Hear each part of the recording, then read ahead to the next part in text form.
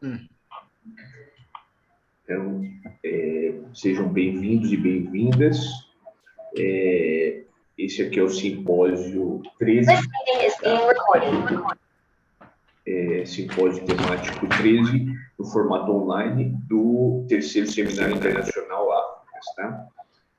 Então, ele está sendo gravado aqui no Zoom e depois a gente vai disponibilizar essa gravação no canal do YouTube do Grupo Áfricas, tá?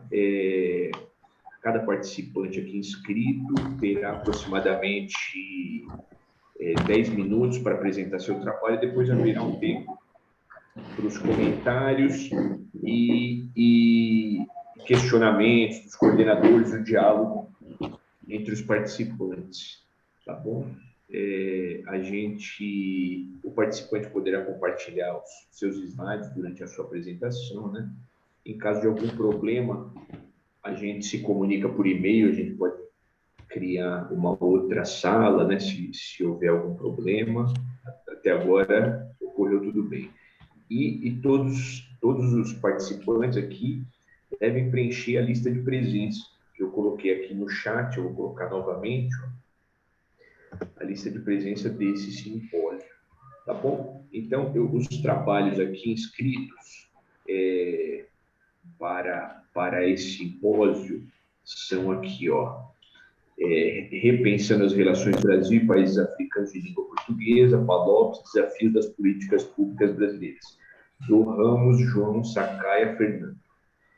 Depois tem Eixo Brasil, Portugal e África, uma linha tênue entre cooperação internacional e neocolonialismo, do Matheus Silva Farias. Tá?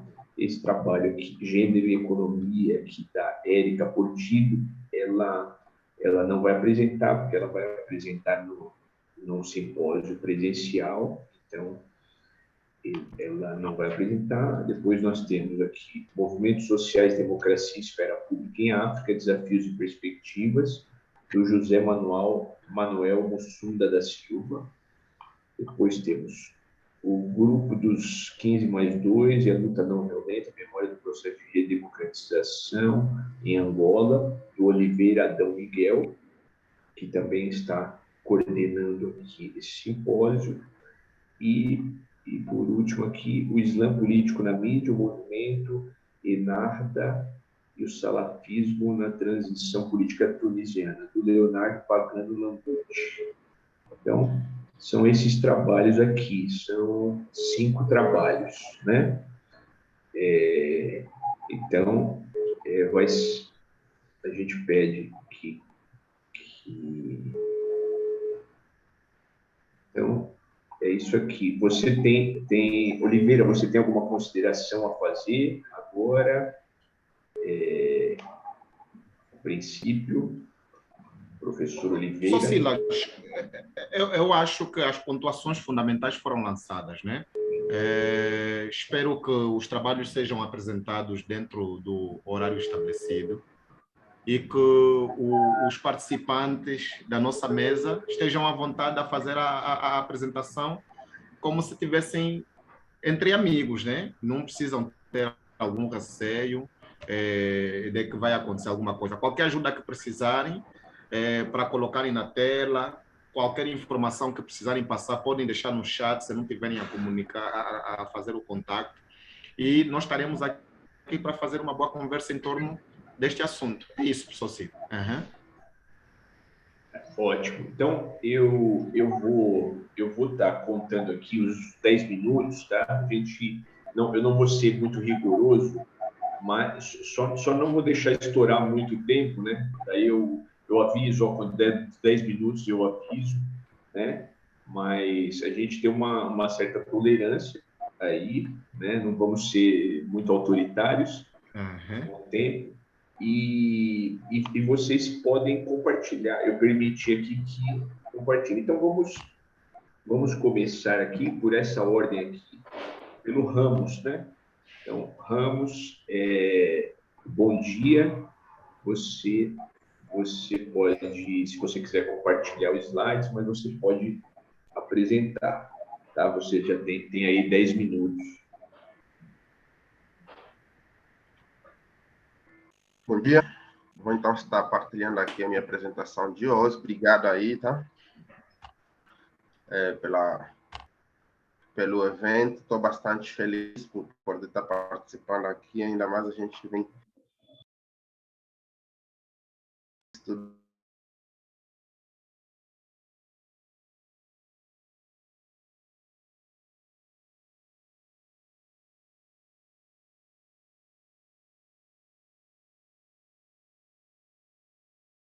É o seguinte, o seu microfone mutou, tá?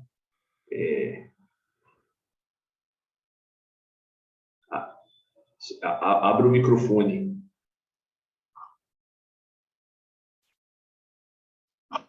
Deixa eu ver se eu consigo abrir o teu microfone aqui. Aí, pode falar agora.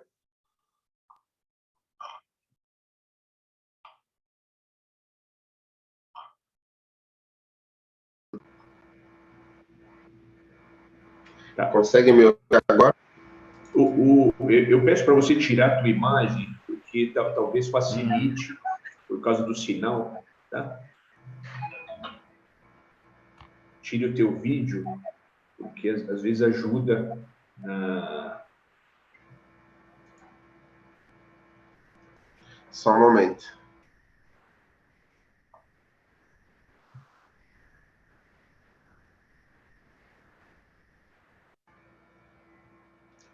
Agora dá para ver a apresentação? Deixa eu ver aqui. Carregar aqui. Isso. Tudo certo agora, então? Isso, pode iniciar. Ok.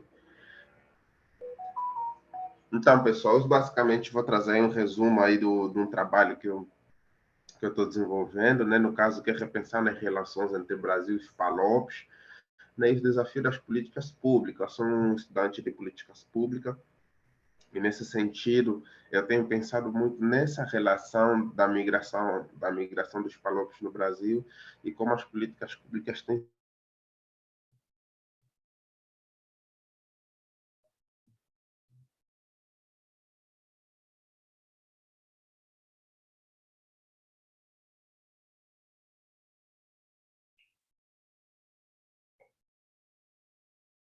ajudar, na verdade.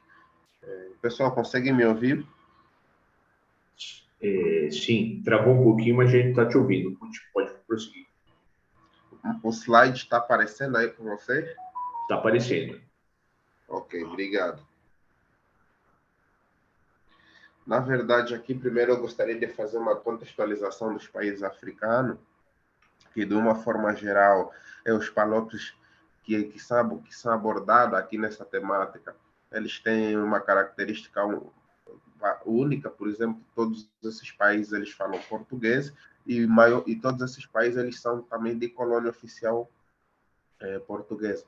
Desde a sua história, né, desde os seus contextos históricos, esses países se apresentam então aí como colônia portuguesa e na qual apresentam assim nos aspectos migratórios algumas semelhanças muito grandes, como por exemplo a maior parte deles se apresentam como migrantes no Brasil, com objetivo de estudo, trabalho e formação de família, visto que, socialmente falando, os países em questão apresentam um IDH, ou seja, um índice de desenvolvimento humano e social muito baixo, então a migração acaba sendo, então, para a maior parte dos palopes, aí, como alternativa aí de subterfúgio nas questões sociais dentro do Brasil. Por quê? Porque nesse quesito eu começo a perceber, nessa contextualização, que o primeiro fator linguístico acaba contribuindo muito nesse processo de migração. Segundo, o acordo migratório que o Brasil tem com os mesmos também acaba facilitando nessa empreitada, tá? E a migração africana no Brasil, na verdade, aqui,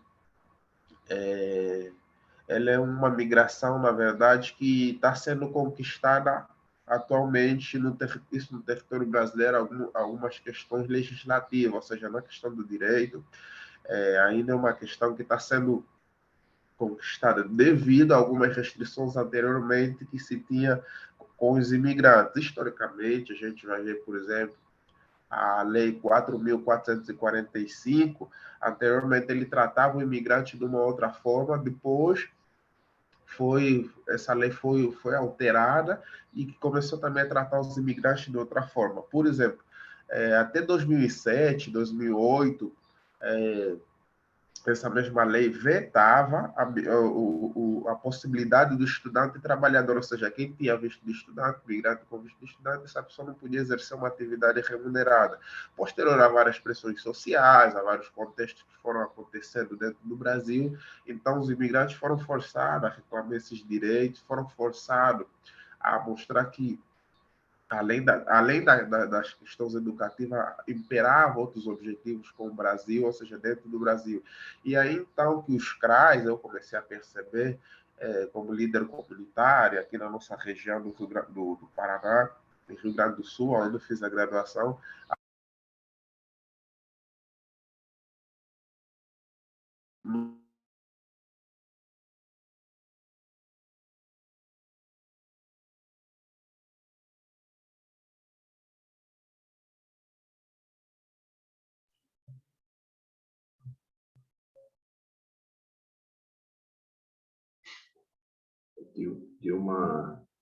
deu uma travada aqui no áudio do Ramos. Vamos aguardar aqui, está um pouco instável a rede dele.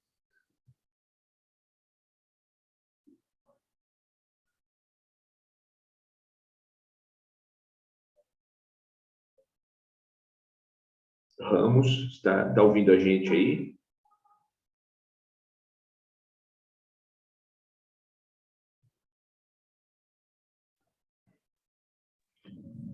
Eu acho que o Ramos não está a ouvir.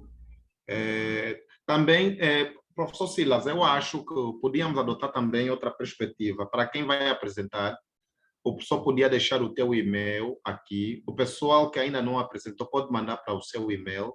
E na altura da projeção, como a tua internet está melhor, pode colocar. E eles ficam apenas com a voz. Porque, assim, apresentar na tela, com vídeo, e depois tem a questão do som, nem sempre funciona.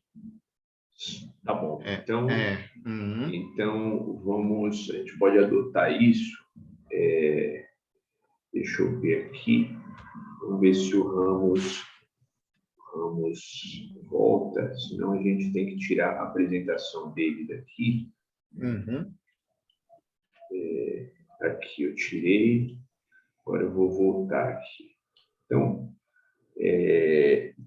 a gente, enquanto estabiliza aí a rede do Ramos, a gente pode passar para outra apresentação, tá bom? O Matheus, Oi. foi... Tá conseguindo me escutar? Estamos escutando. Você tem apresentação também? Tenho, mas eu acredito que minha internet tá bem estável. Eu posso tentar apresentar. Se eu não conseguir, aí eu posso enviar o... Pode compartilhar, então, sua tela? Só um segundo.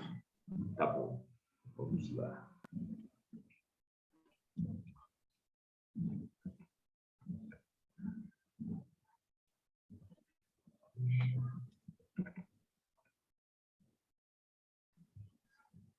Todo mundo consegue enxergar? Ok. Isso. Sim. Tá muito bom.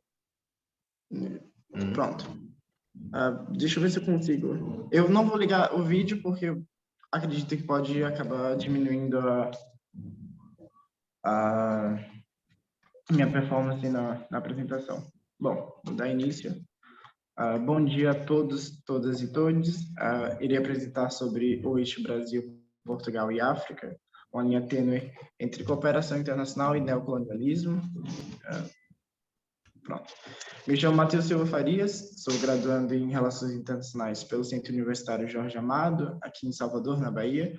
Faço parte do IC Áfricas, uma iniciação científica voltada para o continente africano, e também faço parte do Centro de Cooperação Internacional e Desenvolvimento Sustentável do Núcleo de Pesquisa e Extensão em Relações Internacionais daqui da universidade.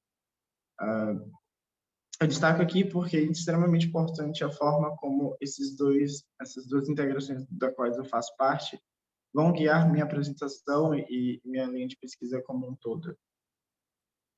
Bom, irei trazer nessa apresentação o problema, os objetivos, a metodologia para tanto da minha apresentação quanto para o artigo, os resultados esperados e a conclusão.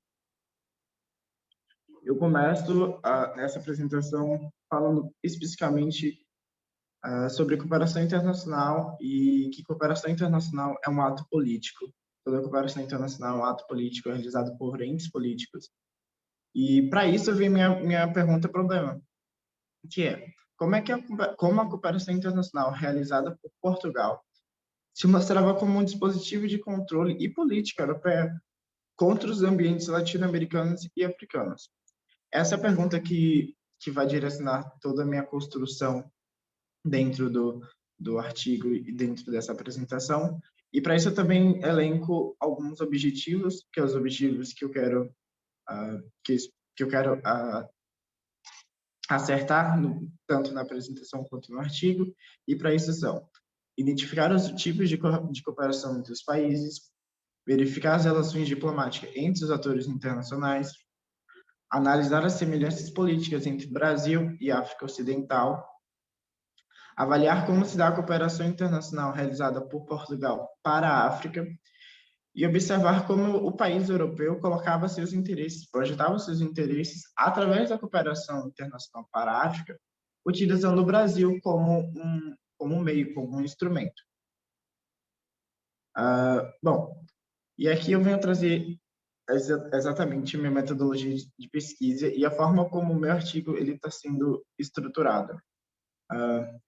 Esse meu artigo vai estar dividido em 3 tempos, sendo o primeiro meio voltado para tensionar e analisar, primeiramente, como é que esse país europeu, como é que Portugal possuía suas relações diplomáticas com ambas as regiões, com o Brasil, com a África Ocidental, no período do século XX. É importante delimitar aqui o tempo, e para isso eu utilizarei documentos diplomáticos tanto de Portugal, que sejam datados à época, que se relacionem com o Brasil e com a África Ocidental, que mencionem, que tragam planos, que tragam ações efetivas de Portugal com as 2 regiões. E o objetivo dessa análise, né, é verificar quais eram os pontos fortes e fracos dentro das relações, como é que se davam esses processos históricos das 2 regiões. O segundo momento para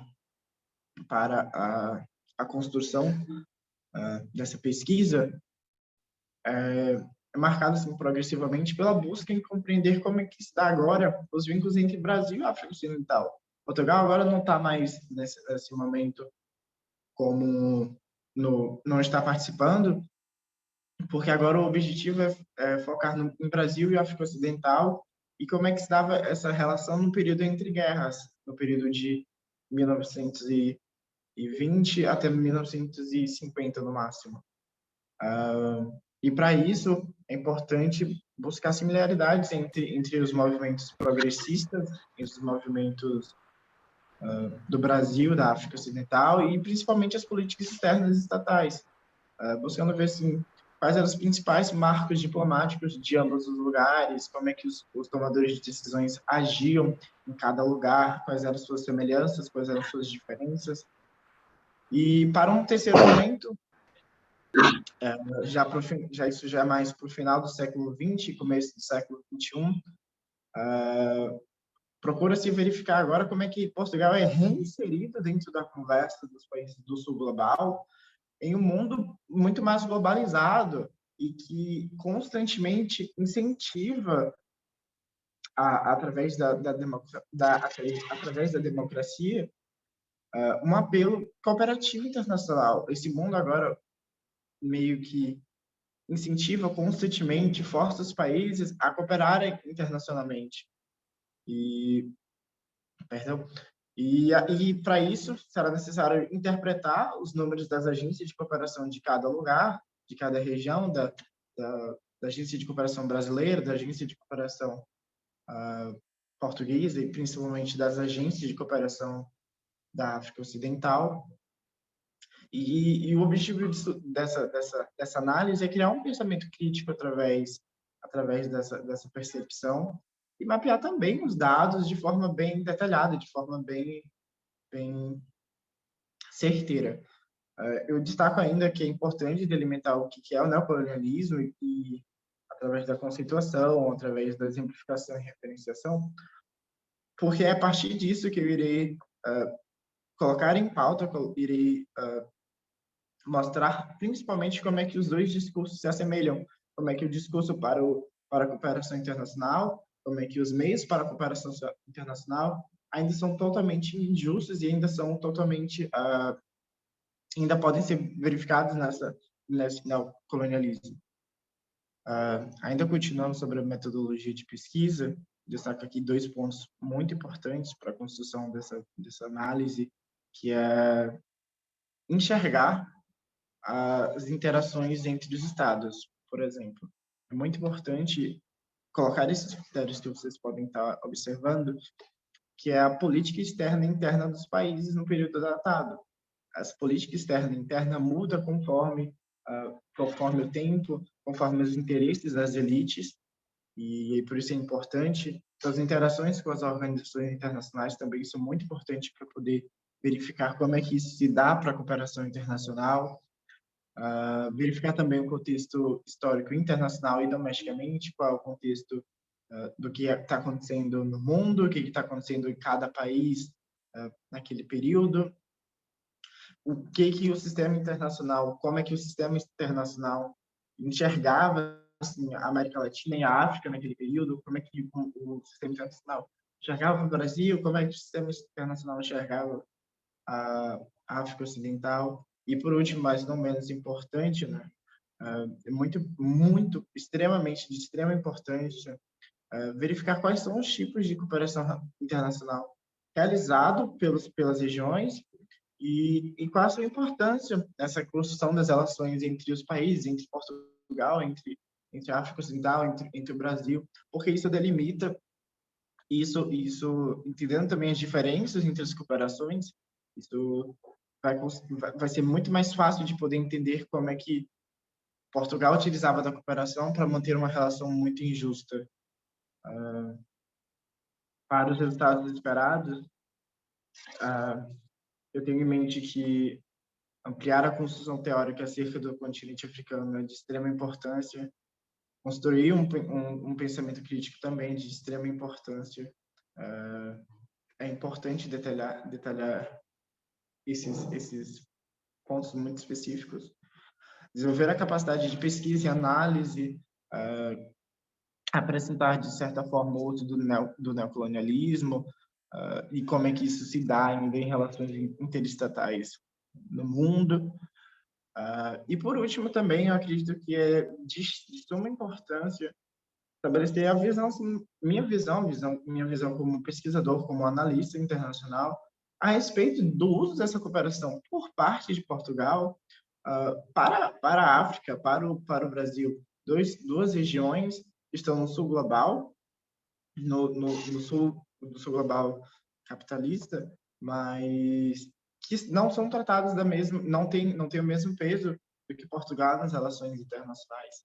E para isso, a respeito dessa cooperação, também é importante salientar como é que essa cooperação garantia relações injustas para Portugal, para a África e para o Brasil, e como eles poderiam buscar outras alternativas.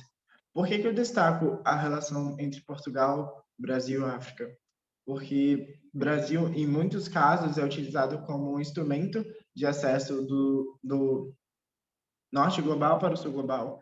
É o país que realiza aquela ponte, que realiza um contato entre as demais partes, né? E agora, já caminhando para finalizar minha apresentação, eu destaco aqui, agradeço imensamente pela oportunidade de poder estar trazendo essa pesquisa e ressalta a importância também de construir um pensamento crítico para as relações além da Europa, né? É muito importante estabelecer estudos e conhecimentos tanto do Brasil quanto da África, porque isso incentiva uma visão muito descentralizada e descolonizada. Enxergar também como é que os dispositivos de poder podem ser utilizados pelos países e como é que nunca está em pauta algumas outras análises, mesmo analista internacional, dois analistas internacionais diferentes não vão enxergar o mundo da mesma forma. E é para isso que eu trago essa apresentação, essa pesquisa. Está sendo de uma oportunidade engrandecedora, uma oportunidade muito grande de poder estar aqui, falando sobre a África, de ocupar espaços. Desde já, muito obrigado. Isso. Muito obrigado, Matheus, pela sua apresentação. Matheus Silva Farias. É isso. Agora, vamos na sequência. Então, a gente começou com o Ramos João Sacaia Fernando. Ele teve um problema na sua conexão.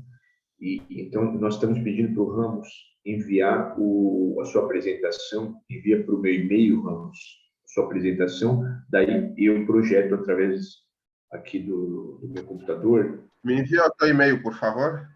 Meu e-mail está aqui no chat, tá bom? Ok, estou enviando aqui. E se eu enviasse aqui, não seria mais rápido a partir daqui? Eu não sou tão familiarizado assim, mas... Espera aí, só um momento. Tá bom? Aí a gente pode também, é o seguinte, passar para uma outra apresentação enquanto você envia. Pode Beleza. ser? Tá bom? Tranquilo. Então a gente vai continuar temos aqui, eu não sei se o José Manuel, ele já entrou ou não. Vamos ver se José Manuel ainda não, né? Então, ele falou que vai entrar. Então, agora, pela ordem, é o Oliveira, tá? Oliveira. Então,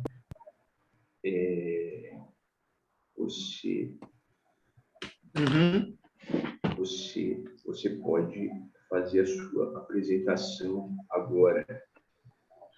Tá bem. Só, Silas, eu não vou projetar e também vou ter que desligar a câmera para não haver muita interferência. Pode ser? Sem problema. Isso, perfeito. Ok. Se você quiser, eu posso projetar o teu resumo aqui. Pode ser também. Deixa eu posso projetar o teu resumo aqui. Vamos ver aqui.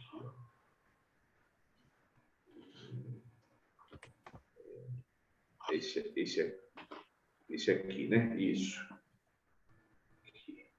Não, o movimento dos 15. Isso. Sim. Ok. Então, pessoal, boa tarde outra vez. Eu sou Oliveira Dom Miguel, doutorado do Programa de Memória, Linguagem e Sociedade da Universidade Estadual do Sudoeste da Bahia. Nesse momento me encontro em Vitória da Conquista e a minha dissertação tem como tema o papel do Grupo dos 15 mais 2 no processo de redemocratização de Angola, Memórias de um Movimento Social. E para este evento, que é o terceiro Seminário Internacional África, acabei por fazer um recorte de um dos assuntos que eu acho que é importante abordar ao nível do projeto para especificar melhor algumas ações que ocorrem ao longo desse processo. E o primeiro dado que eu gostava de ressaltar é que a apresentação que eu farei acaba por absorver 6 momentos fundamentais, mas vou tentar resumir, né? No primeiro momento tem a questão da metodologia, Depois tem a situação contextual, aonde ocorre o cenário em que emerge o movimento dos 15+2. Depois tem o surgimento ou a emergência do grupo dos 15+2 e a forma como a luta não violenta se processa. Tem a memória coletiva, sobretudo marcada pelas detenções, manifestações, torturas, detenções arbitrárias, chamadas grampeadas, chantagens, ameaças, e as mudanças políticas que se operam com base no processo que esses jovens vão tentar impor ao nível do contexto. Portanto, ao começar do primeiro ponto em relação à metodologia, é que a nossa pesquisa acaba por ser uma pesquisa que trabalha necessariamente com um conjunto de referências bibliográficas relacionadas com a nossa temática e questões conexas. E é claro que o nosso ponto fundamental está muito vinculado a um conjunto de informações também que são veiculadas pelos jornais que existem ao nível do país. Me refiro aos jornais públicos, como é o Jornal de Angola, mas também os privados, como são o Folha 8, o Clube de Capa, o Semanário Angolense, o Jornal Angola, quer dizer, que foram relatando elementos vinculados ao movimento dos 15+2 naquele processo. Mas, como grande parte desses protagonistas estão vivos, há uma grande necessidade de se fazer a recuperação da memória produzida por esses atores durante todo o processo. Portanto, logo, esses 15+2, grande parte deles já foram entrevistados, porque a pesquisa está agora em encaminhamento, e por isso mesmo as entrevistas servirão para tentar fundamentar melhor todo o cenário que ocorre durante todo o processo. É claro que, do ponto de vista do método a ser utilizado, nós estamos a trabalhar com materialismo histórico dialético para tentar perceber a situação com que se faz a produção da memória ao nível do contexto, a luta que se trava no âmbito dos movimentos sociais enquanto estrutura de luta de classe, a tentar perceber até que ponto era importante olhar para o cenário ditatorial ou autoritário que se vivia e o papel que esses movimentos exercem para tentar destruir o sistema que existia, alterar os processos políticos e criar condições para que se tivesse um país mais plural, mais democrático e mais aberto para discutir as questões fundantes da República de Angola. Do ponto de vista contextual, nós tínhamos um país antes de 2011 em que, politicamente, nós tínhamos uma democracia, mas, em contrapartida, sabíamos que essa democracia era apenas constitucional, porque, do ponto de vista da ação dos atores, havia um Estado ditatorial no sentido de que o sistema acabava por utilizar vários processos democráticos como uma espécie de estratégia para o inglês ver, porque, na prática, havia violações sistemáticas dos direitos humanos, uma imprensa que estava praticamente cerceada pelo sistema político. Nós acabávamos por ter um cenário em que a liberdade de expressão e de manifestação sofria repressões constantes, e, do ponto de vista econômico, nós tínhamos uma situação deplorável, com uma elite que se enriquecia, cuja política econômica era clientelista, né? Enquanto que a maioria da população continuava pobre e miserável. Mas como a estrutura do poder precisava se legitimar, havia o recurso à violência como uma estratégia fundamental para tentar legitimar o poder. E, neste sentido, Angola já vinha absorvendo um histórico da dimensão do terror que o Estado utilizou várias vezes para cercear a liberdade dos cidadãos manifestarem publicamente o seu descontentamento. Portanto, cenários como o 27 de maio, a própria guerra civil, que ainda assassinatos de jornalistas, como nas décadas de 90, com Ricardo de Melo, e assim, perseguições de políticos, detenções arbitrárias, pessoas a pedirem exílio, revelava claramente essa situação que se vivia no país, o que, de certa forma, criava um grande descontentamento internamente. Logo, o que é que vai acontecer dentro dessa situação? Rafael Marques, nas décadas de 90, escreve um artigo interessante com o título Batom da Ditadura, né? E o Batom da Ditadura que ele escreve vai ser o relato mais evidente de como é que era aquela sociedade angolana que se vivia. Por quê? Porque Rafael Marques traz a ideia de que os governantes justificavam o fracasso da economia de Angola por conta da guerra, enquanto havia um conjunto de governantes a viverem da melhor forma possível no exterior, inclusive surrapiando os recursos públicos para benefício próprio. Então, esse cenário que vai acontecer internamente vai ser fundamental para fazer emergir vozes mais críticas em relação ao regime e fazer alguma pressão ao governo para que se altere o status quo político que se vai viver.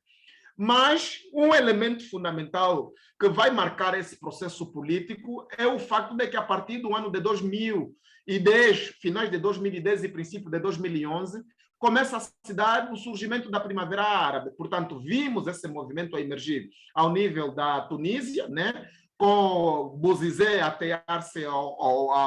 atear-se fogo, e essa situação de Moaziz, eu acho que é isso, Mohamed Moaziz, Silas, vai permitir que um jovem insatisfeito e revoltado com o sistema injusto que existia na Tunísia, não é assim? Ao atear-se fogo, vai criar a revolta popular. E esse movimento vai descambar-se para vários países do norte da África, como o Egito, a Argélia, agora atua a Líbia, depois vai para o Médio Oriente com a Síria, e na situação da África Negra ou África a sul do Saara, se vai dar uma espécie de primavera negra também, com movimentos contestatários a se instalarem ao nível de Zimbábue, vai um pouquinho para a Uganda com Yoweri Museveni, mas em Angola também, grande parte dos jovens conseguem adentrar para essa estrutura contestatária que se vai emergir ao nível da África e passam agora a ter coragem de ir para as ruas para exigir a demissão do presidente José Eduardo dos Santos, que já estava há 32 anos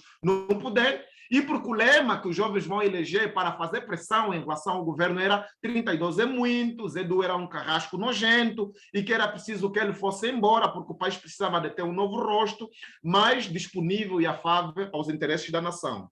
É dessa perspectiva que as manifestações emergem ao nível do contexto de Angola. No princípio, havia uma grande moldura humana mobilizada a querer fazer a alteração dessa situação política que se vive no país, só que com a violência e o terror que o Estado vai impondo, o grupo vai ficando mais reduzido, muitos vão morrendo ao longo da caminhada, há detenções constantes, há julgamentos sumários a serem encenados pelos tribunais, há pessoas a serem perseguidas com intimidações constantes, os serviços secretos infiltram-se ao nível das famílias e, por isso mesmo, muita gente acaba por perceber que não havia condições de possibilidades para poder continuar ao nível dessa luta e acabam por desistir. Portanto, claramente, neste contexto, vai então emergir o grupo dos 15. O que é que vai ser então o grupo dos 15? E isso aqui é muito importante. Portanto, o grupo dos 15 vai corresponder a um grupo de jovens de forma mais alargada, que não era até este número, era um grupo maior, que idealiza que havia necessidade de começar a se discutir novas possibilidades de luta pacífica sobre Angola.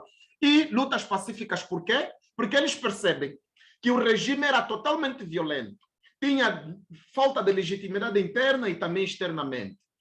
Havia processos eleitorais a acontecerem ao nível da nossa democracia, mas, em contrapartida, já não oferecia credibilidade interna e externamente. Portanto, se tivessem que enveredar por meios de luta violenta em relação ao regime, o regime podia fazer recurso ao instrumento repressivo do Estado, não é assim, já que tem acesso ao monopólio da violência legítima, e isso, de certa forma, devia legitimá-los do ponto de vista internacional, no sentido de que estariam a trazer o discurso de que havia uma tentativa de golpe de Estado. E por isso mesmo muitos cidadãos indefesos teriam morrido, porque devia se instalar uma espécie de caça às bruxas. E olhando para o histórico do país, com a guerra civil que já tinha assolado o país e a forma como ela foi conduzida e permitiu que o MPLA desde 75 conseguisse manter o poder, muitos perceberam logo que o MPLA esperava, na verdade, era o gatilho da violência para depois começar a ter uma reação violenta. Então, é assim que eles começam agora a estudar, através das teorias de Jenny Sharp, que escreve a obra da Ditadura à Democracia, os métodos pacíficos de como lutar contra o sistema sem necessariamente fazer recurso a meios violentos para alcançar objetivos da redemocratização ou do processo de democratização de Angola. E, neste sentido, a partir de 2015, começam as reuniões, mas, infelizmente, quando se chega até o dia 20 de junho, são, então, apanhados pela pela polícia, pelos serviços secretos, pelo exército, que mobiliza todo um conjunto de instrumentos possíveis, e esses jovens são detidos e acusados de tentativas de golpe de Estado contra a pessoa do presidente José Eduardo dos Santos. Portanto, por que razão vão ser 15 mais 2? Vão ser 15 mais 2, e a nossa pesquisa tentou provar isso, porque no mesmo dia foram detidos 15 jovens, mas nos dias seguintes, devido à insatisfação de parte de muitos jovens que estavam ligados ao movimento de contestação que sempre esteve nas ruas, duas senhoras decidem se juntar ao tribunal e, inclusive, fazem uma manifestação, mostram esse descontentamento, e o juiz Januário, na altura que estava a conduzir o processo, percebeu que estava sendo afrontado o sistema de justiça e acabou por arrolar as duas senhoras ao processo, e passou a ser conhecido como o processo dos 15 mais 2. O que é que podemos captar em termos de memória nesse processo? Portanto, é uma memória necessariamente de um contexto em que, do ponto de vista oficial, produziu-se uma memória oficial de que os jovens terão sido agentes do imperialismo, comandados para fazer um golpe de Estado internamente, e é assim que eles são pintados ao nível das várias notícias produzidas pelo noticiário público, não é? E o outro lado, eu percebo que é uma espécie de memória subalterna, e aqui na perspectiva de Pierre Nora, né, que escreve muito sobre essas memórias subalternas, que tenta emergir ao nível do contexto angolano, mas que várias vezes é apagada pelos atores políticos vinculados ao partido no poder. Logo, a memória subalterna que eles trazem é a memória da tortura, é a memória da luta pela democratização do país, é a memória contra o enfrentamento que fazem face à ditadura que existia ao nível de Angola. Portanto, foram fundamentais no processo de redemocratização que esse país acabou por viver, claramente com a saída do presidente José Eduardo dos Santos em 2017 e a ascensão do presidente João Lourenço, que acabou por fazer um conjunto de alterações do ponto de vista da ação política e não do ponto de vista constitucional, porque continuamos a ter outros entraves. Portanto, eu vou deixar, né, que eu paro por aqui, eu penso que passei do tempo, não sei, o professor Silas, mas muito obrigado, e qualquer dúvida, estou disponível para qualquer esclarecimento. Muito obrigado, Oliveira. Não, tá dentro da nossa tolerância aqui. Isso aí, muito obrigado pela sua apresentação. Agora, vamos retomar a apresentação do Ramos Fernando.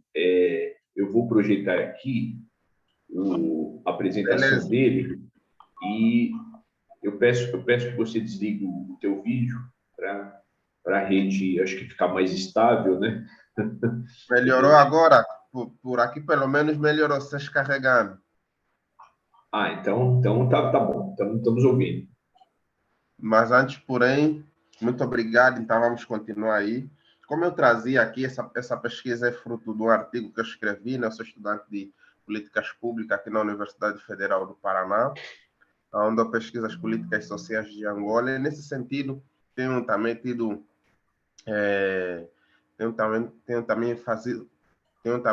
partes aí do tempo que eu estudo sobre as políticas migratórias aqui no Departamento de Políticas Públicas, né?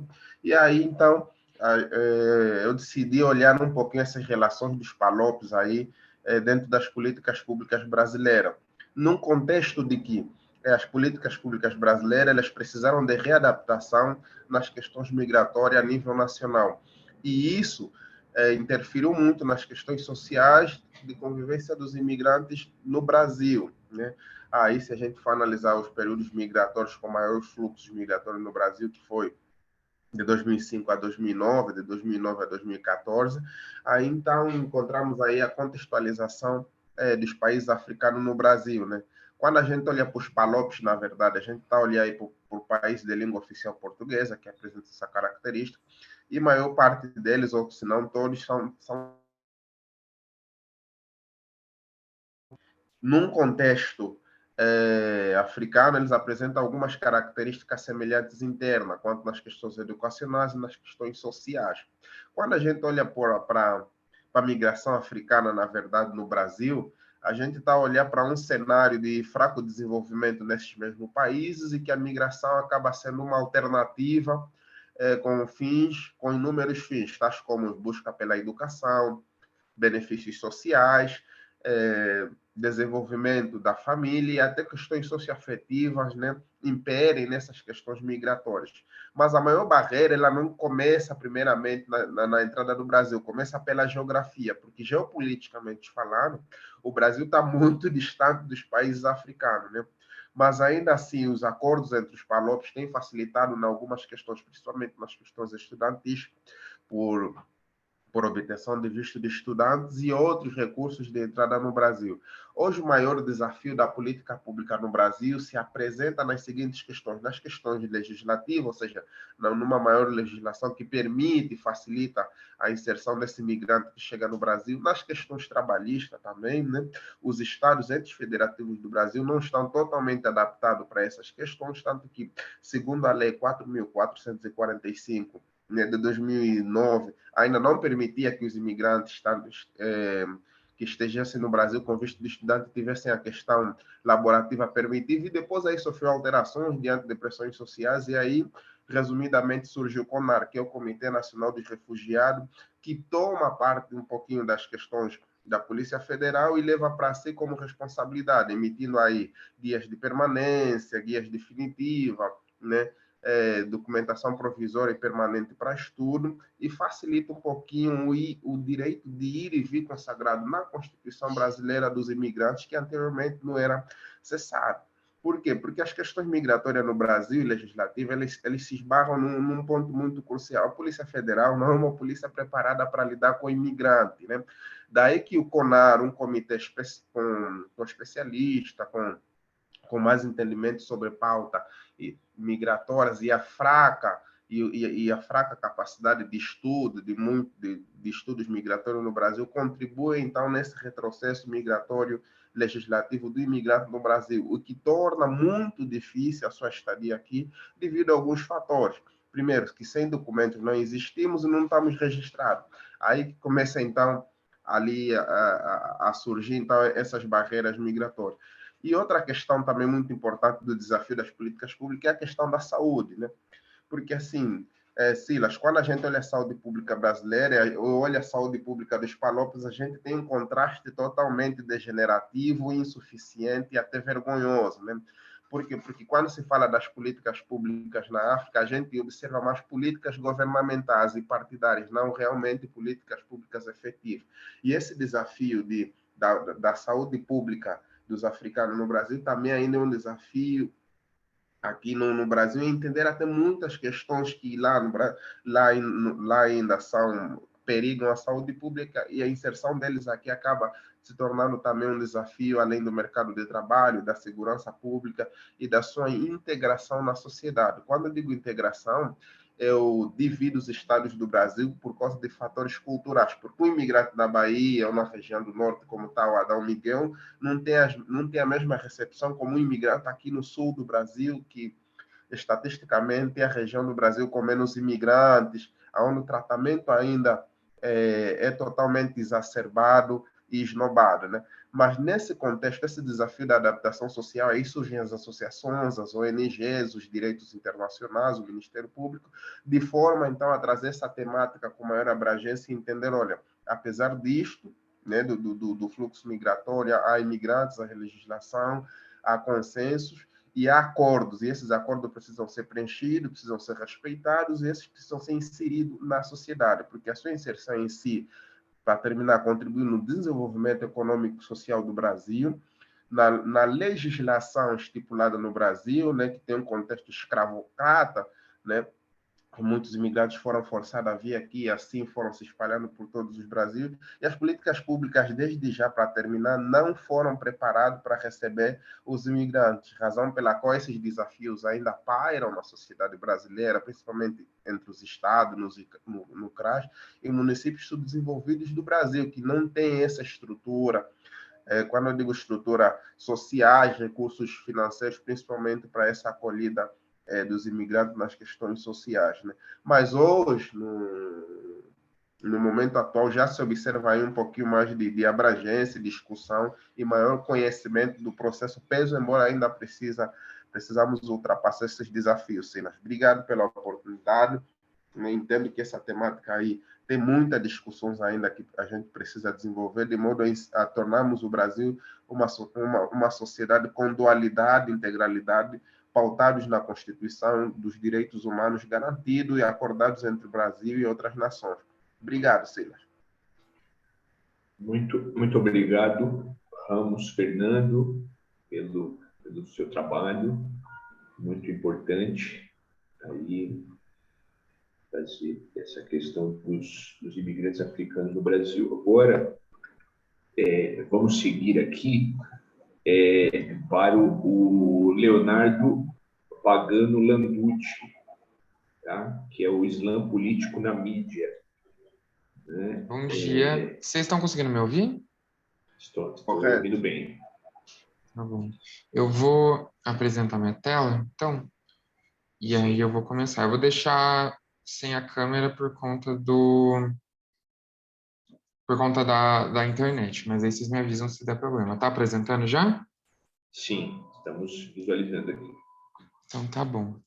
Então, bom dia a todo mundo. Meu nome é Leonardo Landucci e hoje eu vou apresentar para vocês o Islã Político na Mídia, o movimento Ennahdha e o salafismo na transição política tunisiana. Eu realizei esse tema como parte da minha pesquisa pela FAPESP, que é a Fundação de Amparo à Pesquisa do Estado de São Paulo, e atualmente eu faço Relações Internacionais na Unesp de Franca. Bom, só para contextualizar, a pesquisa que eu desenvolvo, ela ocorre desde 2020, a Bolsa no País. Eu comecei focando nos textos da CNN, nos textos de notícia da CNN, e aí depois eu pedi uma extensão da Bolsa que foi liberada para focar na questão da Al Jazeera English. O texto que eu vou discutir, o resumo que eu passei para apresentar para vocês, é de uma parte da minha pesquisa que eu conduzi em Londres, na SOAS, no School of Oriental and African Studies, da University of London, que eu foquei especificamente em 2 jornais, tanto na Al Jazeera English quanto na France 24. Bom, primeiro de tudo é preciso contextualizar um pouco o conceito de Islã político. O conceito de Islã político que eu trago é de grupos e partidos que pensam o Islã para além da esfera individual e pensam nele como base para políticas econômicas, sociais, políticas. Então, são todos aqueles grupos que pensam o texto sagrado do Islã para além de uma esfera individualizada. E ele também parte a partir da dialética entre a fundação do Estado-nação, então a chegada do Estado-nação na região do Oriente Médio e Norte-Africano, e o desejo de reformismo islâmico. Então, isso é bem notável, especificamente no Islã político da Tunísia, que a Tunísia era um dos principais polos do ensinamento do Islã político e do Islã no geral, e muito desse Islã político tunisiano é influenciado por conta desse reformismo no país e de autores que vão trazer essa ideia de precisamos atualizar a base do texto sagrado para trazer essa questão política.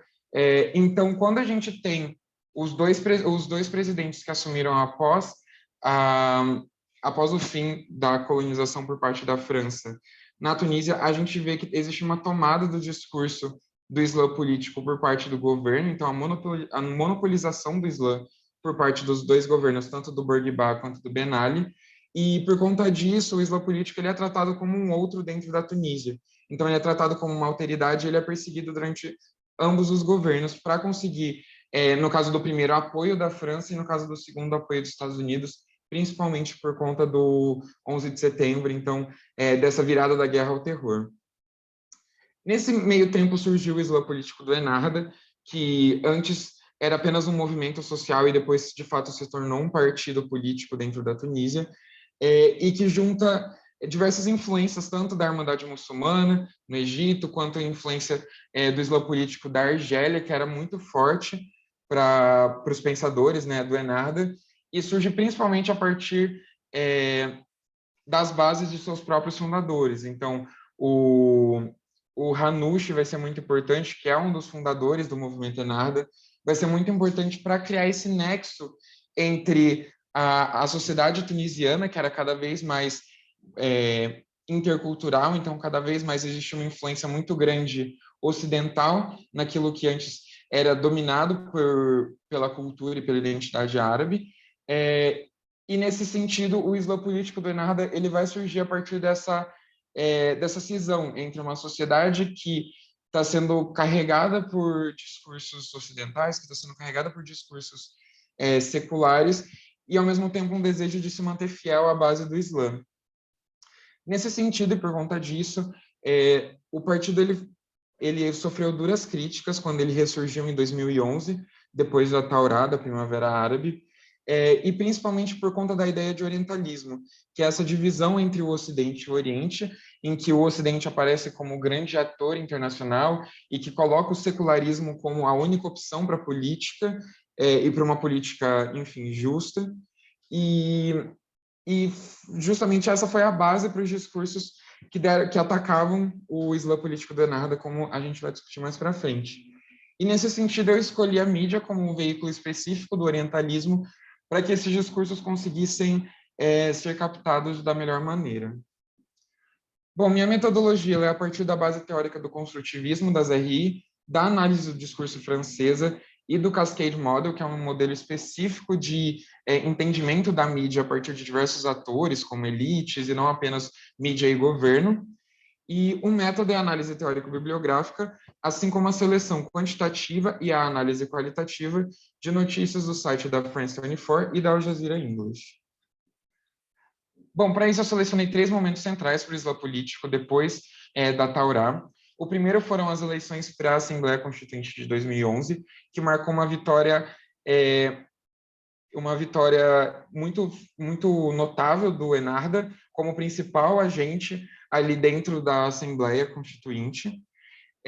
Logo depois eu trago as eleições parlamentares e presidenciais de 2014, quando depois de um governo troika, que era do CPR, Etakatol e do Ennahdha, o partido sofreu uma grande derrota para o Nida Tunis, que foi um partido secular que tinha como principal base ideológica criticar o Ennahdha, então trazer esse secularismo criticando abertamente o partido e utilizando principalmente do discurso do salafismo, que estava surgindo com bastante força ali dentro, principalmente o salafismo militante, para atacar o Ennahdha. E, finalmente, a reformulação da ideologia oficial do partido, que deixou de ser denominado Islã político e passou a ser chamado de democracia muçulmana. Bom, nas eleições de 2011, em ambos os jornais, existem alguns focos centrais. A primeira é a questão das mulheres, que na France 24 aparece como uma crítica expressiva ao uso do hijab. Então, o hijab aparece como uma marca da perda de direitos das mulheres, e o que é duramente criticado por autores como Abu Luhod, que vai falar que isso é um pensamento que busca apenas espalhar de fato a islamofobia e espalhar de fato esse pensamento do Islã como do hijab como uma marca da opressão das mulheres, e coloca também o Islã político do Ennahdha como uma ameaça aos direitos das mulheres, e sua vitória como uma possível derrota para tudo que supostamente os presidentes anteriores tinham construído. É importante lembrar que essa construção dos presidentes anteriores é questionável, visto que o próprio Ben Ali perseguia mulheres muçulmanas, muitas das apoiadoras do Ennahdha eram estupradas, eram presas, eram torturadas, então até onde existe de fato esses direitos das mulheres que a mídia tanto falava, né, que o Ennahdha seria uma ameaça e que supostamente existia antes. E na Al Jazeera English, por conta desse princípio de ser a voz daqueles que não as têm, o voice of the voiceless, vai aparecer muito mais como uma defesa a essas críticas. Então, o Ennahdha vai surgir como... Eles vão representar o Ennahdha como... não como uma ameaça, mas como uma possibilidade também de incluir direitos de mulheres muçulmanas. No entanto, como eu coloco também, existe uma questão muito forte de não mostrar de fato qual é a ideologia do Ennahdha, essencializando o partido na própria defesa e realizando um orientalismo crítico. O segundo ponto que aparece igualmente nos 2 jornais é o medo do Islã político ditar, então se tornar autoritário, se tornar uma ditadura. E por conta disso aparece muito forte a busca pela aprovação ocidental. Então, o Ocidente aparece como um juiz, o Ocidente aparece como um responsável por avaliar o que o Ennahdha está ali fazendo, E por conta disso, o Ocidente, de novo, é colocado como o ator principal dentro do cenário internacional. Finalmente, sobre a questão do salafismo,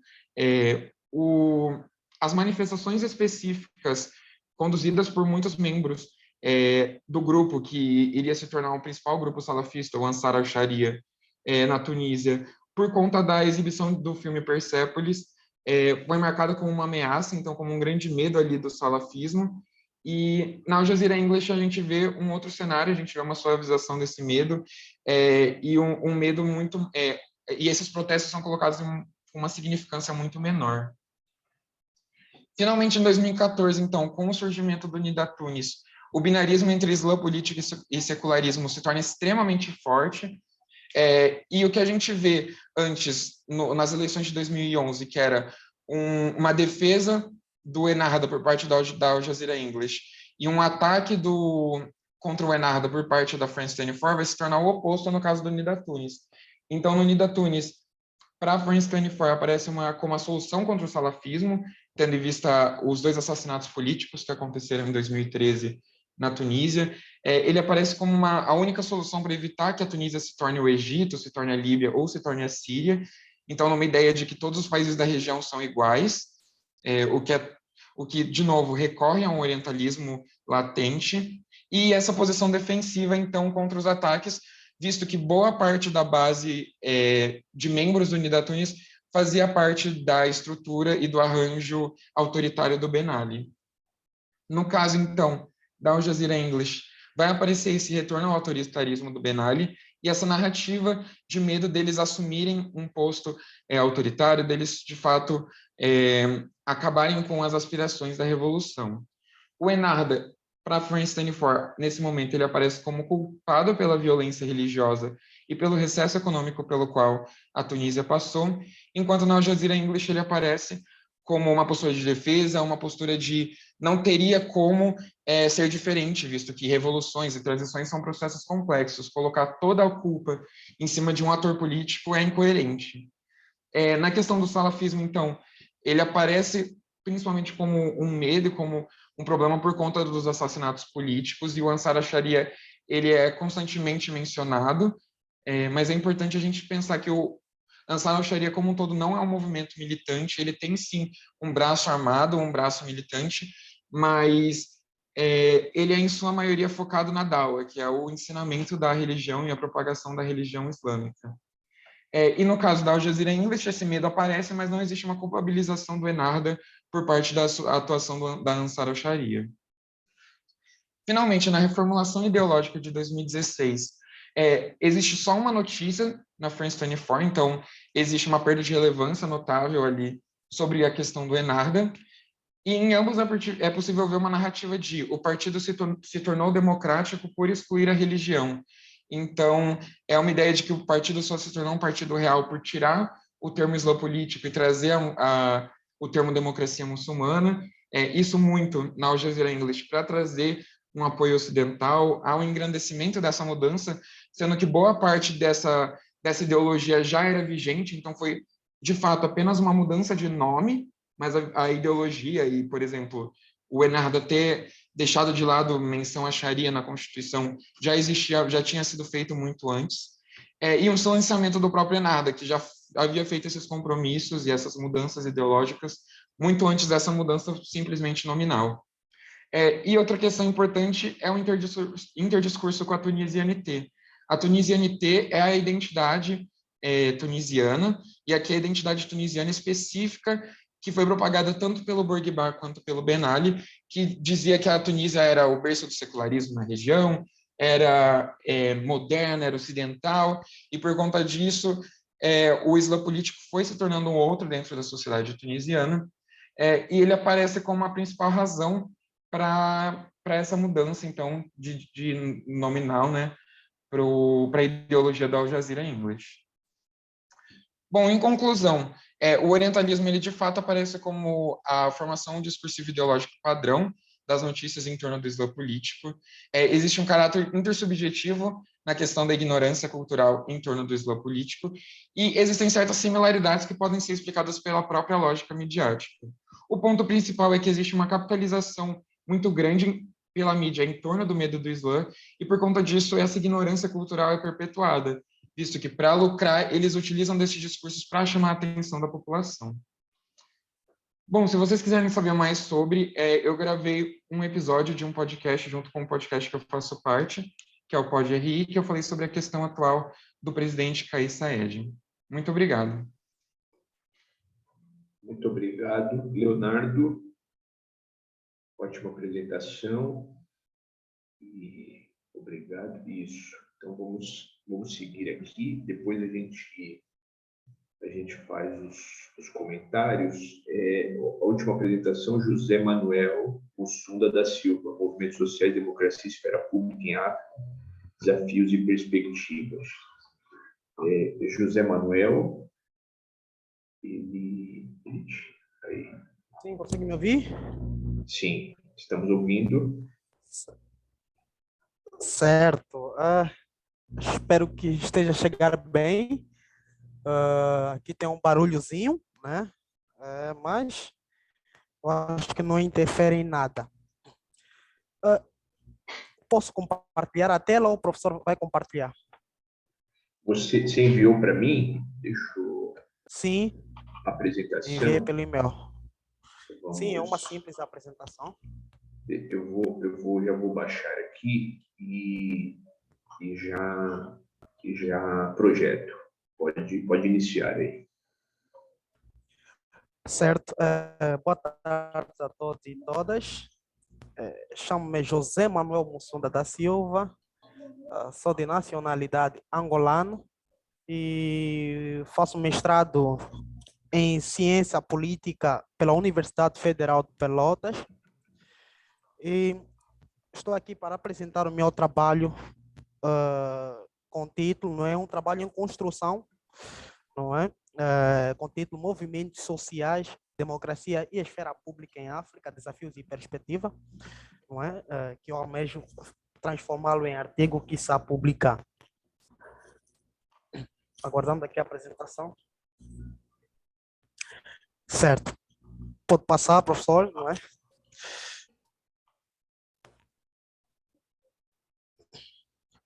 Certo. Num primeiro momento, a gente trouxe o conceito, não é? Já que estamos a falar de movimentos sociais e democracia, trouxemos o conceito de democracia num primeiro momento para nós depois falarmos de movimentos sociais em África, particularmente na sociedade angolana. Mas, tal como eu apontei aqui, a democracia, movimentos sociais e protestos sociais estão, não é, entre os conceitos mais polissêmicos dos estudos sociológicos ou da sociologia e da ciência política. Por exemplo, no campo da ciência política, o debate de movimentos sociais, ela está ligado à teoria deliberativa, não é? Estamos a falar aqui de Habermas e da participação cívica na esfera pública de tantos outros autores, não é? Como, por exemplo, o professor José Álvaro, não é? Moisés, o professor Marcelo Banquero. Então, há tantos outros autores que discutem sobre a participação cívica na esfera pública ou na cultura política. Pode passar, professor. Certo. Eu trouxe aqui 3 conceitos de democracia, não é, voltado à ciência política. Primeiro é o conceito de democracia de Jean-Jacques Rousseau. Depois trouxe aqui de Schumpeter e Robert Dahl, para dizer que estes 3 autores trazem o conceito de democracia numa perspectiva ou de uma forma, não é, diferente. Jean-Jacques Rousseau vai olhar o conceito de democracia a partir da vontade geral, não é, do bem comum, ou seja, Jean-Jacques Rousseau da perspectiva ou parte da visão segundo a qual o Estado ou os governos devem garantir o bem comum dentro da esfera, ou na esfera social, na esfera pública. Enquanto Schumpeter, não é, que é um autor da democracia liberal, não é, ela vai refutar o conceito de democracia de Jean-Jacques Rousseau. Ele vai propor um tipo de democracia a partir do arranjo institucional, não é, baseando-se então a partir da racionalidade ou da psicologia do indivíduo. Ou seja, Schumpeter tem uma perspectiva de democracia elitista que parte da perspectiva de que a participação cívica ou a participação dos movimentos sociais ou dos indivíduos na polis ou na esfera pública, ela se dá mediante ao processo normativo ou eleitoral, não é? Enquanto isso, Robert Dahl vai olhar numa perspectiva, não é, pese embora institucionalista, mas a partir da democracia poliárquica, não é, da poliarquia para então conceituar o conceito de democracia. Ou seja, Robert Dahl propõe um conceito de democracia a partir da poliarquia, atendendo às preferências, não é, as preferências, não é, da democracia ou as preferências dos cidadãos, dos movimentos sociais na esfera pública. Foi assim que Robert Dahl vai propor então tipo de preferência, não é preferência de liberdade de expressão, de liberdade de escolha, não é, dos cidadãos. Ou seja, Robert Dahl, ela entende que a participação dos indivíduos, ela não se dá única e exclusivamente no ato de votar, na escolha dos seus dirigentes, não é? Os seus dirigentes, eles devem garantir as preferências, não é, dos cidadãos para participarem, não é, na tomada de decisão. Então, eu trouxe esse conceito de democracia para nós, então, compreender posteriormente o que é o movimento social, o que faz os movimentos sociais. Pode passar para a história. Então, esse aqui é o nosso objetivo, a nossa proposta metodológica, não é? Primeiro, tal como eu disse, não é? O nosso foco é analisar a realidade angolana, não é? Primeiro objetivo, analisar as dinâmicas dos movimentos sociais em África, seus modos operandi na esfera pública, especialmente os grupos de jovens ativistas de Angola, na qual faço parte. A hipótese, não é? Eu digo que, não obstante a garantia formal de participação, não é, na vida pública expresso constitucionalmente, a atuação dos movimentos sociais, nomeadamente os revus, não é, que é a nomenclatura, não é, é uma abreviação esse é uma expressão do linguajar angolano para simbolizar movimento revolucionário. Acredito que o colega anterior, acho que o nome é Oliveira Adão, falou relativamente a isso. Eu entrei atrasado, mas ouvi algumas coisas. Não é? Nomeadamente, os revus têm sido limitados na colonização do espaço e na tomada de decisão pelos poderes dominantes. Ou seja, mostrei anteriormente que os autores da democracia, não é, da literatura ocidental, não é, eles entendem que a democracia, sobretudo Schumpeter, ela passa, não é, a partir de um prisma institucional, não é, em que a participação é única exclusivamente em momentos eleitorais ou na escolha do seu representante. Então, a nossa hipótese dá-se à medida que também, na perspectiva angolana, podemos, não é, lançar a hipótese de que essa participação ainda é colonizada, não é, pelos partidos políticos, sobretudo o partido dominante, o MPLA, não é? E os indivíduos não têm o poder ou autonomia de tomada de decisão, não é? Seja em eleições autárquicas, o poder local, e seja também em decisões para o bem público ou bem comum. Pode passar, professor. Daí então, o conceito, desculpa aí, né? Eu estou com problema na garganta. Daí então, o conceito de movimentos sociais em África, né? Mas apontamos que os primeiros debates, não é, acadêmicos em torno do conceito de movimentos sociais, pese embora já venha desde o século XIX e etc., também do Karl Marx, mas ela ganhou apenas uma proporção a partir da década de 70, não é, sobre os estudos, não é, na realidade ocidentais e europeia, não é, e mais tarde, não é, esse debate vai se estender na realidade africana, não é, e latino-americana. Ou seja, em África, vou mostrar isso posteriormente, o debate sobre movimentos sociais, provavelmente dito, ela teve apenas o seu apogeu na década de 80. Passa, professor. Certo. Este último, não é? Me refiro da realidade latino-americana, não é? O debate sobre movimentos sociais, ela está intrinsecamente ligado à luta de classe, não é? Classe alta, classe média, etc. E a partir também de um prisma ou de uma concepção do marxismo, não é?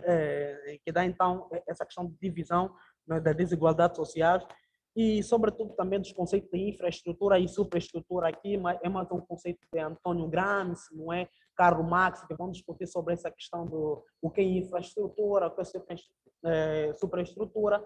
Esse debate estará mais adentrado quando eu enviar o trabalho final, né? Que é o artigo. Pode passar, professor. Agora, sobre o conceito de movimentos sociais em África, em particular em Angola, ela também acaba diferenciando do conceito da realidade ocidental. Para isso, convocamos o professor Elísio Macamo, que é o professor moçambicano, que ele vai dizer que o conceito de movimentos sociais, ela não revelam-se inadequado para um estudo de contestação do contexto africano. Ou seja, o professor Elísio Macamo ele vai dizer que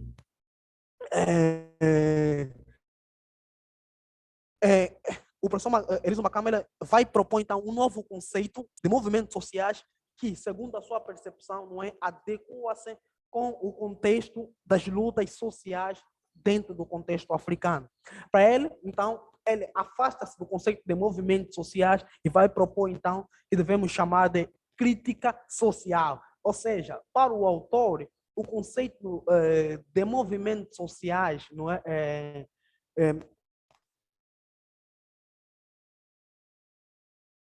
então não é adequado para o contexto africano. Ela é bastante ocidentalizado e não tem um respaldo, político e social que compõe então os contextos das lutas sociais em África, não é? Pese embora que também há vários autores que criticam essa própria crítica do professor Elísio Macamo, não é, que ele vai propor, não devemos chamar movimentos sociais, mas sim críticas sociais, mas também é uma questão ou um conceito a se discutir, não é? Porque nós sabemos que ele, quando propõe este conceito, não é? Foi no ano de 2011 e hoje já estamos em 2019, então várias coisas, em 2022, vários debates já foram atualizados relativamente a isso. Avança, professor. Então, aí, Matsuberg, 2015, ele vai argumentar que quando estivermos a debater sobre movimentos sociais no contexto africano, precisamos ter cuidado tendo em conta as particularidades de cada realidade ou cada país, não é? Fugindo aqui, ou seja, buscando aqui uma ponte, por exemplo, os cânones da cultura política, que é Almond de Verba, não é? Quando escreveram sobre o conceito de cultura política, eles pensam a cultura política a partir de um paradigma ou de uma realidade dos Estados Unidos e da Grã-Bretanha, né? Ou seja, da Inglaterra, mas tentam generalizar o conceito de cultura política como não é um todo, ou seja, para que exista uma cultura política não é democrática, é necessário que deve seguir esses paradigmas, não é? Mas o autor aqui vai dizer que não, olha, nós devemos entender que existem contextos diferentes, que história é diferente, não é? E países diferentes, e cada um pode enquadrar o conceito, não é, que lhe adequa, não é, com base à sua realidade. Foi assim que o autor vai falar que pode-se então considerar inicialmente que as análises voltadas para as ações coletivas e os movimentos sociais em África começaram a ser introduzidas fundamentalmente a partir da década de 80 e 90, sobretudo com o emergir da corderia, não é? Aí escrevi mal, e o aproximar da transição. Sim, professor. Então, encaminha já para o encerramento, tá? Sim. O Osvaldo já está quase no final.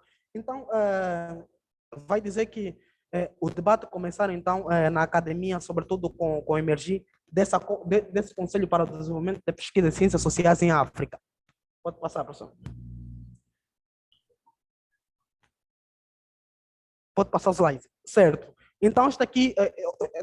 certo. Essa aqui é a periodização dos movimentos sociais em África, em particular em Angola, não é? Os movimentos sociais começou-se com o nascimento dos movimentos nacionalistas, não é? Não é na década de 50 e 60. Depois, estes movimentos, não é, emergiram então na luta anticolonial, em Angola particularmente, estamos a ver as datas de 4 de fevereiro de 1961, o 4 de janeiro e também o 15 de março, e temos aí o processo da independência de 1975, não é? E no mesmo ano houve a Guerra Civil, e por consequente, não é, o regime autoritário de 1975 e foi até 91, e estamos a ver a crise, não é, a crise econômica e o fim dos movimentos sociais ou emergido do movimento social em 1989, isso através da queda do Muro de Berlim. E os anos 90 em Angola, então, marca-se a transição do regime autoritário para o regime democrático, não é? Particularmente em 1991 com o acordo de Bicesse e em 92 com as eleições, não é, presidenciais e legislativa. E isso aqui os autores denominam como movimento pós-democrático. Aqui então, do movimento pós-democrático aos nossos dias, vamos ver a participação cívica à luz da Constituição angolana de 2010. Estamos a falar do surgimento de novos atores sociais, não é? Na realidade angolana, por influência da Primavera Árabe, os colegas anteriores também já falaram. Estamos a ver aqui a forma como são tratados, não é, os jovens que participam de manifestações em Angola. Pode passar, professor? Então, essa aqui é a nossa conclusão, que já não vou ler, não é? Mas aqui acabo trazendo um pouquinho sobre o conceito de esfera pública da realidade angolana. E, por fim, temos o nosso agradecimento, porque o tempo não nos permite. Pode passar, professor, para agradecimento, agradecer a oportunidade. Obrigado. Ok, José Mussunda, muito obrigado. Então, agradeço aí a todos, Ramos, Fernando, Matheus, o Oliveira, que também coordenou aqui, o Leonardo e o José Mussunda. Oliveira, você tem algumas considerações a fazer sobre os trabalhos? Você pode fazer umas primeiras considerações aí sobre os trabalhos? Professor Silas, o que é que eu devo dizer em relação às considerações? Eu penso que todos os... Sim, pode continuar. Ok. Eu penso que todos os temas são pertinentes e todos eles acabam por objetivar um grande problema científico relacionado com a África e com várias particularidades africanas. E note que a criação deste simpósio, que acaba por reunir essa diversidade, só enriquece as apresentações de cada um. Eu mesmo, só para ter uma ideia, eu trabalho especificamente sobre o grupo dos 15 mais 2, me senti muito enriquecido, quer seja pelo tema relacionado com o Islã político, a questão agora colocada pelo José Manuel Mussungo, que fala sobre os movimentos sociais, assim, cada um, dentro da sua própria perspectiva, traz uma dinâmica que é importante. E atenção que eles discutem conceitos tão particulares que também me levam a muitas reflexões. Por exemplo, eu discuto essa dimensão da esfera pública ao nível da minha dissertação, mas a abordagem da esfera pública na perspectiva do que Jorge Habermas está a colocar. E o Mussungo faz um contexto sobre o que é que se está a pensar em relação à esfera pública no contexto angolano. Um elemento até interessante é que o processo com que se é analisado várias temáticas aqui revelam que há, assim, uma espécie de assunção dos paradigmas internacionais em termos conceituais, mas para a realidade há um conceito que também se está a desconstruir e se está a repartir, configurando-se ao nível da realidade. Então, eu acho que é uma grande oportunidade para nós agora aproveitarmos fazer esse debate. Eu mesmo tenho umas questões também que gostava de colocar, também tenho questões que gostava de poder pontuar, e se Silas permitir, podia já avançar e depois deixar que tivessem a fala também os outros. Não sei se é possível. Eu peço que você já coloque as questões sobre todos os trabalhos, tá? Porque mesmo que os apresentadores não consigam responder hoje, eles já vão tomando nota para incorporar no texto final, né? Porque nós vamos... a gente pede que os apresentadores enviem o texto final que a gente vai publicar em vídeo, né? Então já pode colocar as questões que você levantou sobre os trabalhos, né? Na ordem aí. Então, para o pessoal que está conosco aqui, assim, em relação ao tema apresentado por Ramos e também pelo Mateus, achei os temas muito interessantes, mas assim, eu queria que, se pudessem ajudar-me nesse sentido, não acham que está muito alargado aqui a problemática que levantam para tentar analisar essa relação que vai existir entre Brasil, os PALOPs, tanto assim, tentar ver, por exemplo, essa possibilidade de repensar as relações em relação, e eu posso trabalhar aqui com o Ramos, a relação entre Brasil e os PALOPs. E quando estamos a falar dos PALOPs, parece que o conceito é muito abrangente, porque não está simplesmente a abarcar Angola, mas está a falar de outros países também que estão relacionados com a África, né? Como é o caso de Moçambique, São Tomé, Cabo Verde, Guiné-Bissau. Assim, e analisar essa questão das relações, mesmo que seja do ponto de vista diplomático ou da geopolítica que é estabelecida entre os membros dos Estados, não cria a impossibilidade de tentar perceber as nuances que cada particularidade, não é, das relações internacionais dos Estados se desenvolve, né? Eu gostava de poder ter assim essa percepção, porque eu acho que tem essa preocupação da abrangência com que essa relação se desenvolve. Mas depois também tem uma outra preocupação, a forma como se vai repartindo historicamente essas relações. Por exemplo, se nós tivermos que olhar para o Brasil a se relacionar com esses estados historicamente, havia várias etapas. Portanto, no contexto colonial tem uma característica, no contexto da escravidão tem outra característica, no contexto, ou antes até no contexto do tráfico de escravos tinha uma característica também, na independência, com o comunismo teve outra característica, na democracia teve outra, para a pós-democracia, como está a dizer agora José Manuel, tem outra característica. Portanto, tentar repartir esse cenário traz consigo várias abordagens. Já temos o facto de que cada Estado tem a sua própria política externa. Depois temos essa questão temporal que eu gostava... É uma questão, né, que vocês também podiam ver e tentar ver se pegassem um aspecto específico para trabalhar. O mesmo vai se aplicar ao Mateus Silva, né, que eu vejo que também tem essa abordagem. Outro elemento que é importante é a questão da delimitação temporal, que eu não consegui perceber como é que ela depois se processa. Agora, Silas, a outra questão que eu me preocupo é que eu não vi referência bibliográfica, vi, no caso... Travou um pouco, tenta tirar o seu vídeo, porque deu uma travada no tua conexão aí. Oliveira, está me ouvindo? Seria importante. Isso. Eu peço para você tirar o seu vídeo, porque deu uma... Isso, retoma aí o que você estava falando. Uhum. Sim, eu estava a dizer que, para o caso do Mateus Silva, por exemplo, discute aqui o neocolonialismo. Eu dizia que não consegui ver as referências bibliográficas. Eu mesmo também não consegui mostrar isso aí.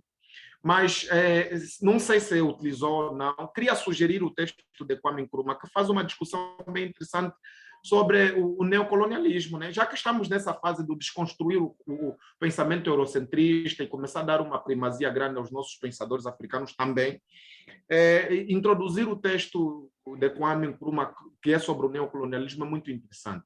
Outro elemento que eu acho interessante é a Shoah, aquela autora que escreve a crítica da imagem eurocentrada. Ela também discute a dimensão de como se constrói o colonialismo, as várias facetas do colonialismo, a inclusão do racismo, mas no pós-independência discute, quer seja para o Oriente Asiático, também para o continente africano, a dimensão de como se opera o neocolonialismo. Então, eu acho que esses textos também poderiam ajudar.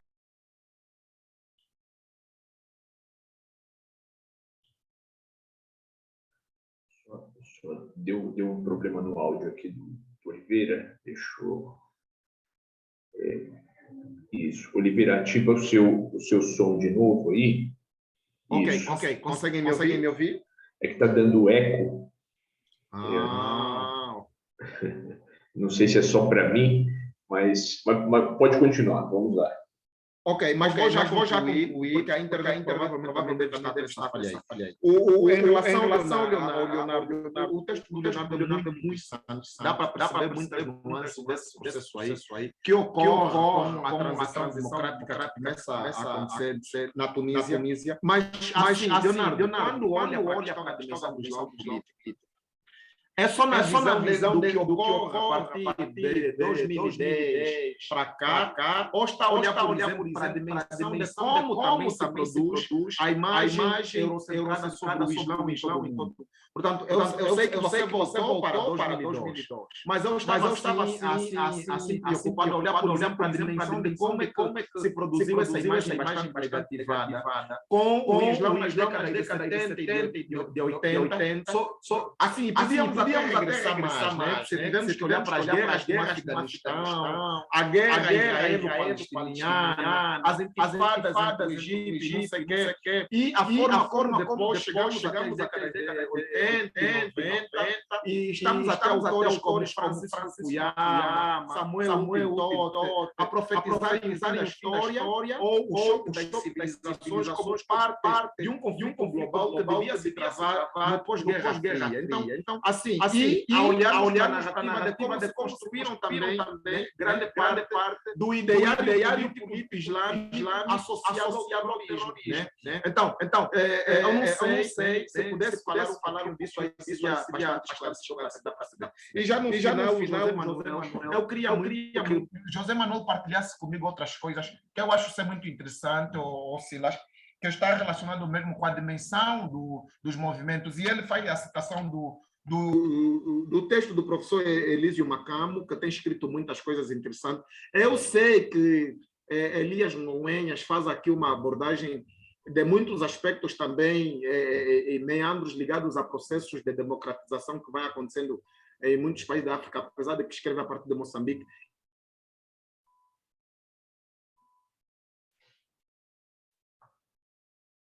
Tá bom. Oliveira. Me travou. Travou, agora travou. Oliveira, vamos lá. Tá bom? Mas, tá bom? Eu acho que deu para captar um pouco dos comentários do Oliveira aí, as contribuições do Oliveira. Eu agradeço novamente pelas apresentações aqui, do Ramos, do Matheus, do próprio Oliveira, do Leonardo, do José Mussunda.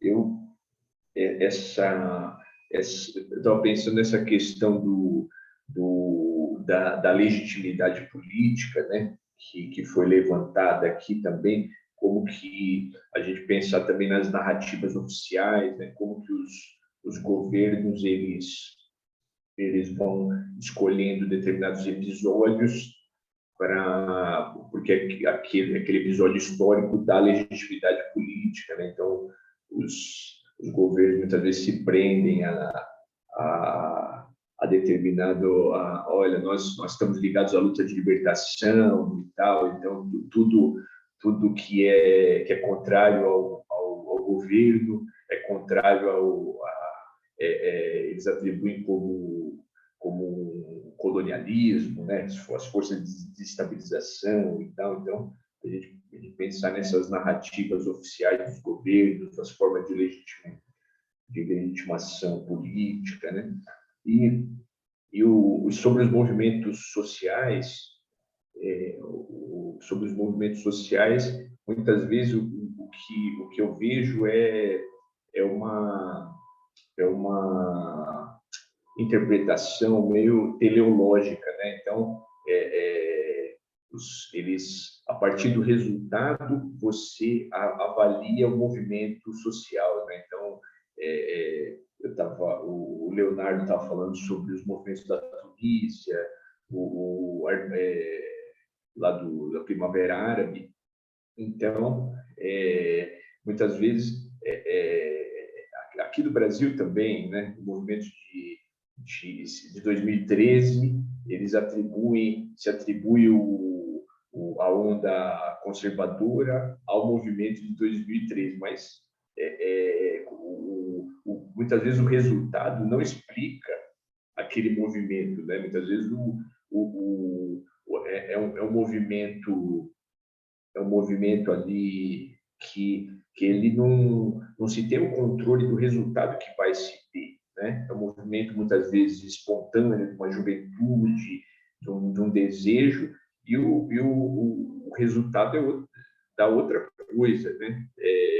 No Egito deu a eleição da Irmandade Muçulmana, mas não quer dizer que aquele movimento da Primavera Árabe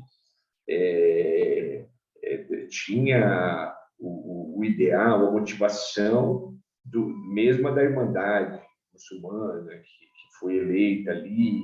Então, a mesma coisa, e outros movimentos, né? Então, essa tendência, eu não sei se isso também, eu vejo isso muito presente na imprensa, né? A imprensa muitas vezes compra essa análise teleológica, né? Olha, o resultado explica o movimento, né? E isso perde muitas nuances, muitas coisas que estão no movimento. Talvez o Leonardo tenha identificado isso, o Mussunda também e outros, né?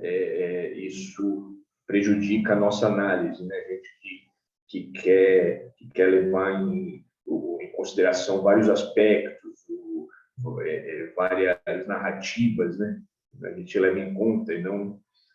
Então, é um pouco isso. Nós não temos muito tempo, então eu vou abrir aqui, dar a palavra para os apresentadores. Um minutinho aqui, alguma consideração de vocês, só para a gente encerrar. Vocês, né, vai ser difícil, mas 1 minuto, 2 minutos aí para vocês darem uma palavrinha. Então, vamos lá, Ramos e os outros na sequência. Ok, pessoal. Muito obrigado. Acredito que esse seminário internacional foi bastante incipiente para a gente poder entender várias temáticas, em vários contextos aí, e isso pode trazer diante de nós pesquisadores, né, pesquisadores principalmente que nosso sistema está atrelado ao nosso país, que se entrelaçam no objetivo em comum, né, trazer soluções para os problemas, né? Os problemas já existem. Agora, como que a gente vai trazer essa solução científica, acadêmica, requer essa discussão, esses debates, mas o foco comum dessas críticas é que isso traz um intento de desenvolvimento no nosso país para que esse fator migratório acadêmico, né, para que essas memórias aí que o Adão Oliveira trouxe não se repitam novamente, porque obviamente não são boas memórias para um país que se diz democrático, cuja Constituição aponta a democracia, mas a realidade não, para que esses entraves venham então ser excluídos e possamos viver aí num país harmonioso, com pleno desenvolvimento. E agradeço o espaço, a organização em si, a oportunidade de poder estar participar aí desse grupo de pesquisadores a nível do Brasil e internacional. Obrigado, gente. Isso aí, Matheus. Também que gostaria de agradecer a oportunidade, meu primeiro contato dentro da graduação com produção de artigo e coisas do tipo. Está sendo uma oportunidade engrandecedora. Eu tenho certeza que a gente vai terminar aqui, principalmente para mim. Eu já anotei algumas perspectivas para poder estar aperfeiçoando cada vez mais a produção de conhecimento. Agradeço a oportunidade, isso aqui é muito importante mesmo, principalmente para mim que estou na graduação. É muito, muito válido ter acesso a produção de conhecimento que seja descentralizado, que saia de outras perspectivas. Então, estou muito feliz. Muito obrigado. Muito obrigado pela sua participação, Matheus. Leonardo. Eu queria também agradecer aí os comentários. Eu acho que é bem importante trazer essa perspectiva mais histórica que o Oliveira falou, de voltar atrás, é porque como a gente tem toda a limitação do tempo, tem toda a limitação do formato, acaba que muita coisa acaba ficando de lado, mas é muito importante, inclusive eu incluo isso na minha pesquisa.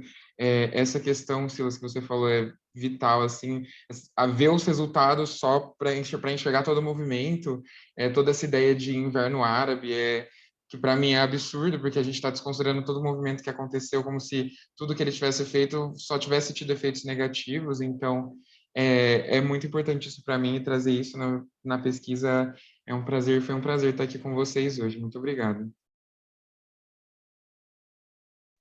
Muito obrigado. José Mussunda. E, também agradecer, não é, as considerações daqui e também pedir as minhas sinceras desculpas pelo atraso, né? Mas é questão de saúde e não a fala do Oliveira não peguei bem, porém por isso que eu não aprofundei muito o debate o último, não é relativamente à participação cívica dos jovens angolanos, porque eu sabia que você iria, ou seja, que você já apresentou, não é, relativamente àquilo, porque eu li alguns artigos teus, ou um artigo teu que falava sobre o papel dos 15+2, não é, na redemocratização de Angola. Então, eu apenas me centralizei naqueles pontos anteriores, ou seja, da Angola, não é, colonial, pós-colonial, e um pouquinho, não é, da Angola pós-democrático, não é, pós-transição. Por fim, agradecer a todos e todas. Muito obrigado. Gente, desculpa pela questão do tempo, a gente tem uma limitação do tempo, porque agora, meio-dia, tem outro simpósio, mas isso aqui está sendo gravado, depois a gente vai disponibilizar no YouTube, e a gente também pode continuar trocando figurinhas aí pelas mensagens, né? A gente pode criar grupo de WhatsApp, grupo de e-mail e continuar o diálogo, tá? Compartilhando nossos textos, nossas pesquisas, tá bom? Foi muito enriquecedor ter o contato com vocês aqui e eu convido vocês a continuarem prestigiando os outros simpósios, tá? Então, agora, meio-dia, nós vamos ter o simpósio 14, Arte e Memória na África, tá bom? Então, muito obrigado, tá? Eu acho que o Oliveira quer fazer uma foto agora, né? Como que a gente compartilha a imagem aqui? Todo mundo tá. O Oliveira vai fazer uma imagem aí. Deixa eu desligar o meu microfone aqui.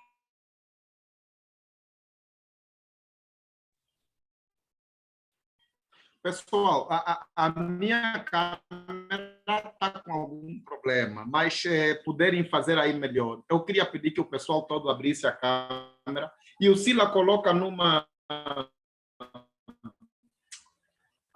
estrutura diferente dessa para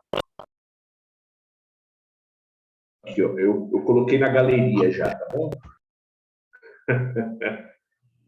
Vamos ver aqui. Eu vou bater. Aí, eu coloquei na galeria aqui. E vocês podem printar aí e bater fotos, tá? Depois vocês mandem para mim. Deixa eu tirar aqui.